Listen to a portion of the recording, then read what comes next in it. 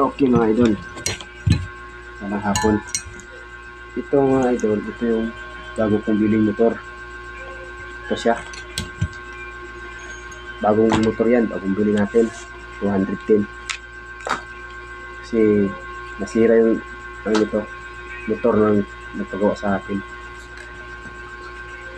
Ito, piniritan natin yan.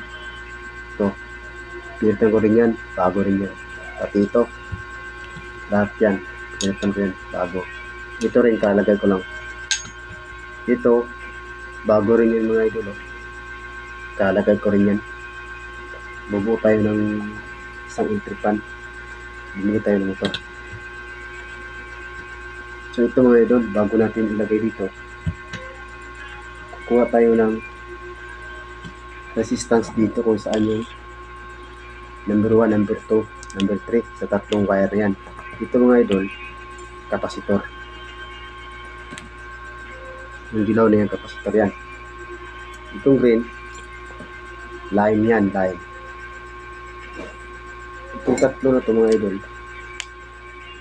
white, black, and red. Kukuha tayo ng resistance kung saan ang number 1, number 2, number 3 dito. Okay, kita nyo mga idol. Unang step, kuha tayo ng tester. Dito tayo magbabase sa kulay green, line 1 nya. Dapat natin yung positive, hawakan natin. Kita nyo mga idol, kita nyo. So kukuha natin ito ng yung tatlong ito. Uunahin natin mga idol yung puti, yung white. Kita yung tester, yung bravo. So kukuha natin ng resistance yung puti para malaman natin yung number 1, number 2, number 3. Tingnan natin yung number white. Okay, 341 resistance niya. Ito. Sunod yung black,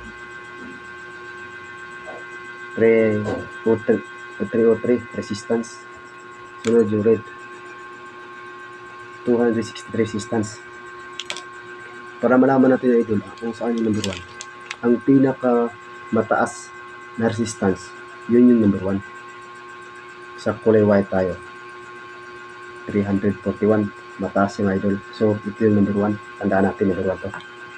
Itong number 2 black, sa pangalawang malaki resistance, 302. Ito na mga idol, number 2. Ito pinakamababa na resistance, ito yung number